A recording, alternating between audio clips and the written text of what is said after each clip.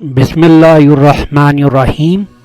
حضرت ابو سعید خدری رضی اللہ عنہ روایت کرتے ہیں کہ نبی کریم صلی اللہ علیہ وسلم نے فرمایا، قیامت کے دن ساری زمین ایک روٹی بن جائے گی، اللہ تعالیٰ اسے ایک ہاتھ میں لے گا جیسے تم لوگ روٹی سفر میں ساتھ لیتے ہو، اس سے جنت والوں کی مہمانی ہوگی۔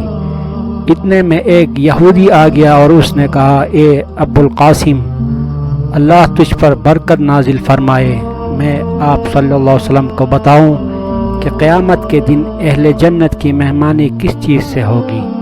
آپ صلی اللہ علیہ وسلم نے فرمایا، بتاؤ۔